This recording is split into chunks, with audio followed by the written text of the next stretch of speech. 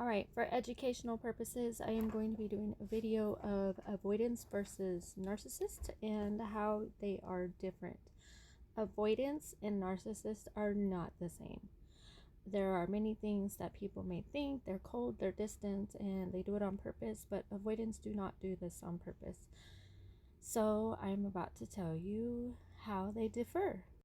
All right, when it comes to the avoidant with emotional distance, they withdraw to protect themselves from intimacy.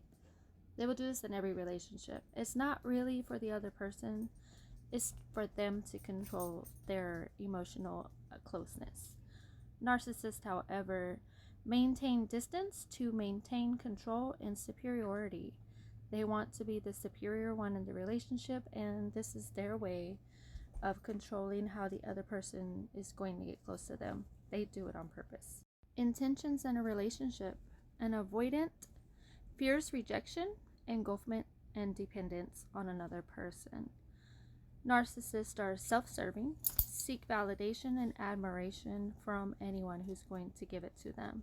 They like to be seen. Avoidants want to be seen, but when they get seen, they start running. Comes to narcissists, whenever they are seen, they don't care. They're self-serving. They want that admiration of people worshiping them. Love bombing. All right, guys, let's talk about this one. For avoidance, it is rare for them to love bomb and actually mean it full term. Love bombing appears to be loving, and it appears to be real and intentional. And for avoidance, it is real intentional in the beginning. But when that person starts getting a little too close, they run again. And then they'll continue the cycle all over again with a new partner, unfortunately.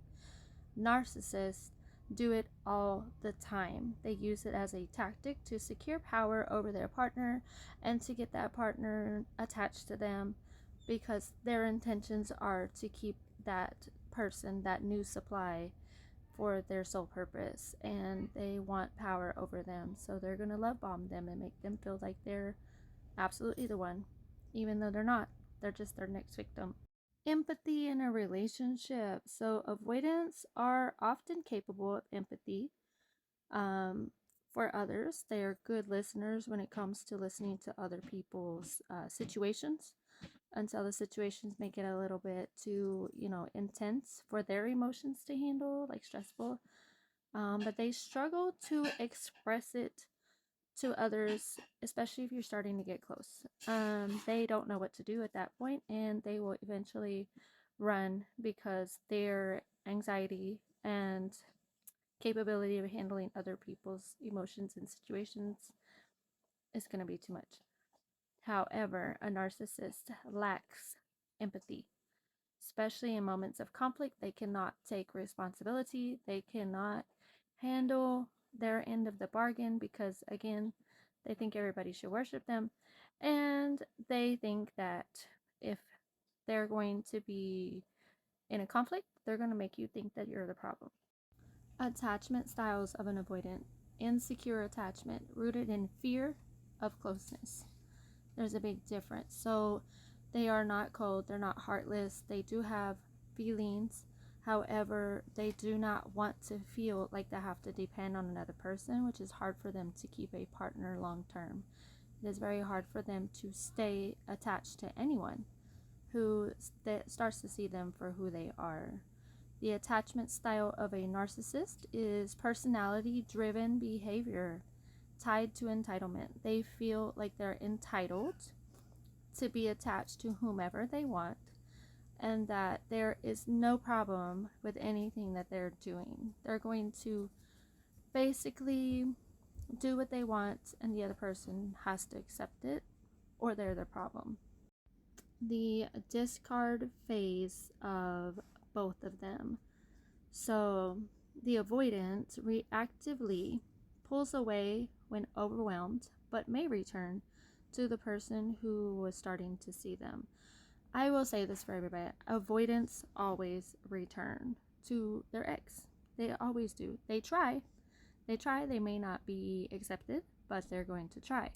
If they feel like there's a door in where they can start over again with that person and their distractions have worn off, they will come back. Absolutely. Narcissists are calculated. They do this on purpose.